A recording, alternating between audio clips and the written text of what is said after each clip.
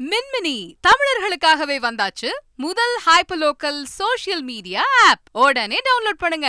உலகம் முழுவதும் புற்றுநோய் தாக்கம் அதிகரித்து வரும் நிலையில் தமிழகத்தில் பல்வேறு வகையான புற்றுநோய் தாக்கம் பற்றிய விவரங்களை இந்த செய்தி தொகுப்பில் பார்க்கலாம். இந்தியாவில் ஆண்டுக்கு சுமார் 14 லட்சம் பேர் புற்றுநோயால் பாதிக்கப்பட்டு வருகின்றனர். இது 2040இல் 20 லட்சமாக அதிகரிக்கும் என்று கணிக்கப்பட்டுள்ளது. மாநில அளவில் புற்றுநோய் தாக்கத்தில் முதல் இடத்தில் உள்ள கேரளாவில் 1 லட்சம் பேரில் 135 பேருக்கு புற்றுநோய் ஏற்படுகிறது. தமிழகத்தில் புற்றுநோயின் தாக்கம் 2019இல் 78,000ஆக இருந்து 2023இல் 83,000ஆக அதிகரித்துள்ளது.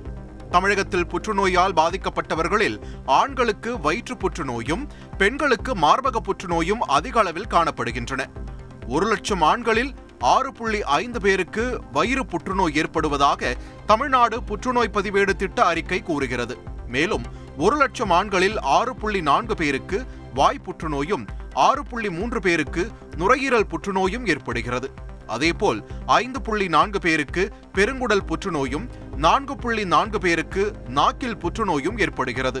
பெண்களை பொறுத்தவரை 1 லட்சம் பேரில் 27 பேருக்கு மார்பக புற்றுநோய் ஏற்படுவதாக அந்த அறிக்கை கூறுகிறது.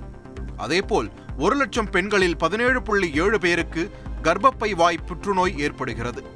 1 லட்சம் பெண்களில் கருமுட்டைப்பை புற்றுநோயால் 5.8 பேரும், கர்ப்பப்பை புற்றுநோய் 4.1 பேருக்கும், பெருங்குடல் புற்றுநோய் 3.8 பேருக்கும் ஏற்படுகிறது.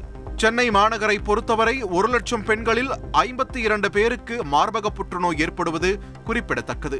2001 வரை தமிழகத்தில் பெண்களை அதிகம் தாக்கிய புற்றுநோயாக கர்ப்பப்பை வாய் புற்றுநோய் இருந்து வந்த நிலையில் தற்போது மார்பக புற்றுநோய் முதலிடத்தை பிடித்துள்ளது.